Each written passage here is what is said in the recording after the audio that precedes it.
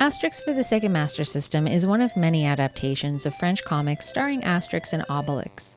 The game follows the same plot as the comic series, where a small village of Viking-like people called the Gauls are resisting a takeover by Romans. The only thing keeping them from being completely overthrown are potions that make the Gaulish people invincible.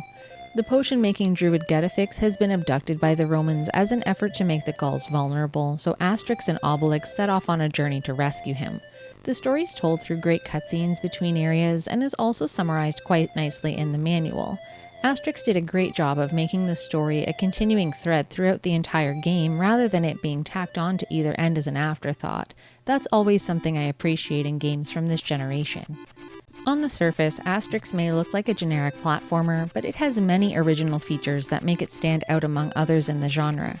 It's a mixture of horizontal and vertical platforming segments with a bit of puzzle solving and tidbits of other gameplay styles thrown in to keep things interesting.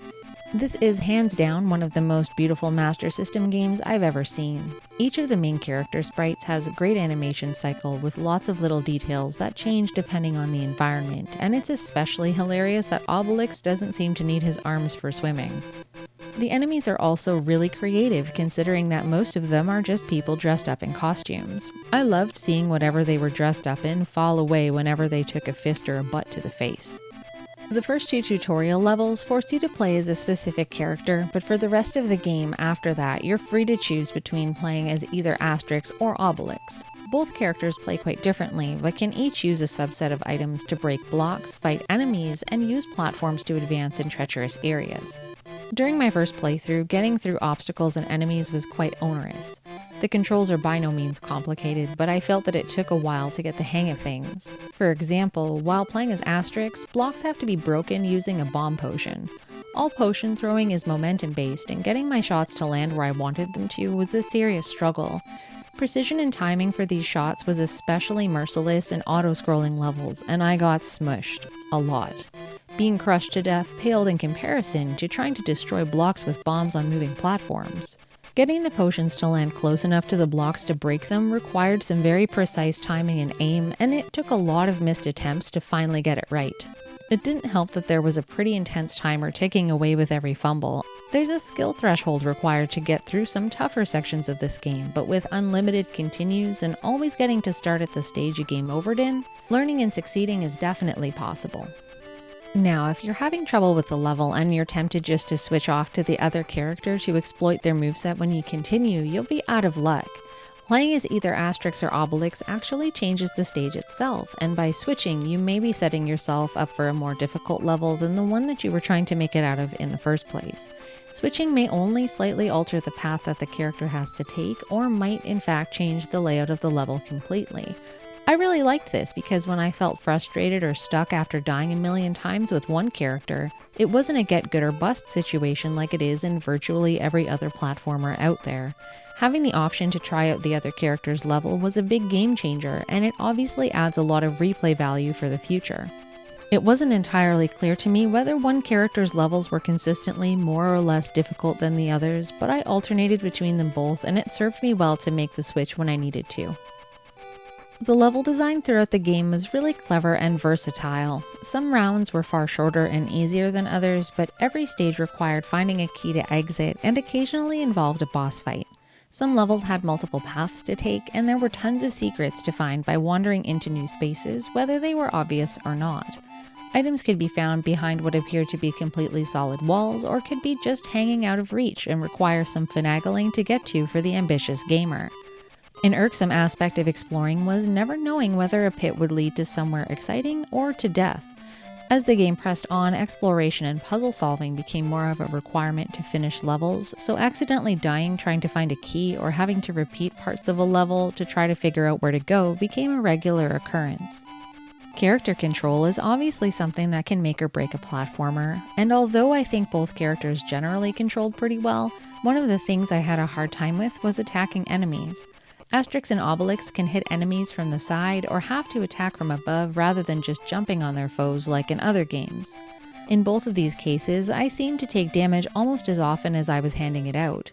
Most of the time, unless I had an offensive item to use, I ended up avoiding enemies rather than facing them. Jumping and swimming were fine, but I did find some of the enemies a bit too fast for how slow Asterix and Obelix move in comparison.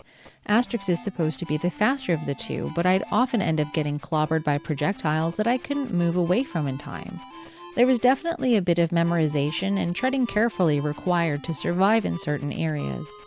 Playing through the game from start to finish in one sitting gave me an appreciation for how Asterix built on its difficulty from area to area, but toward the end of the game that curve did not always seem fair.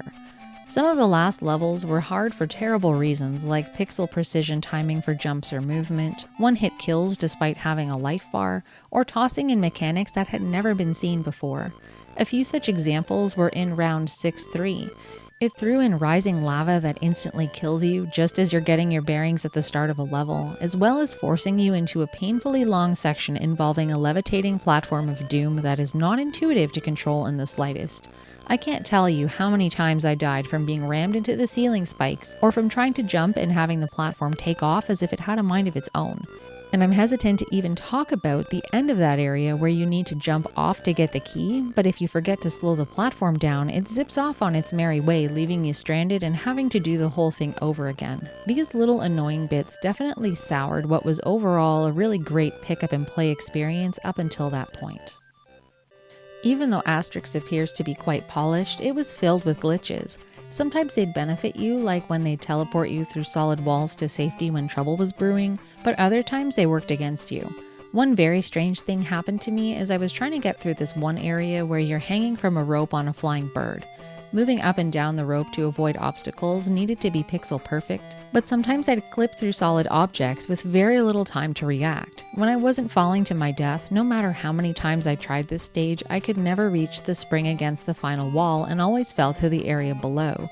I don't even know if it's possible to reach it, but I sure would like to know what is up there. One of the worst glitches I ran into was being stuck in a wall after collecting a key at the end of a level.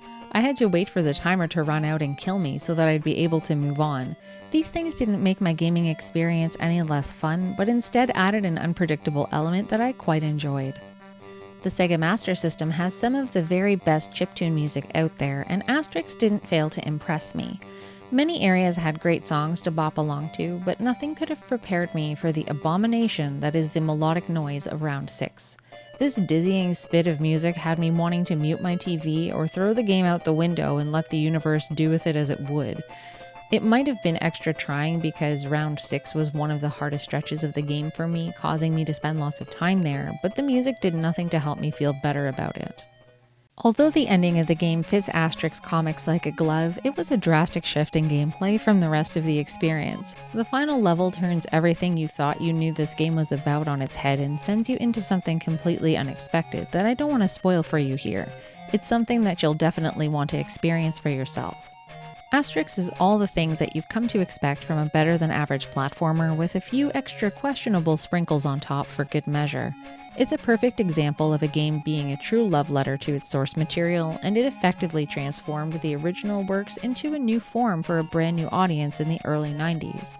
Although the Asterix series was popular in many parts of Canada at that time, this game and others from the series to follow on the Master System surprisingly didn't get a North American release. It's a shame really, because this game is almost as good as a feast of roast boar over a fire on the long roads of Europe, but you can enjoy it from the comfort of your own couch.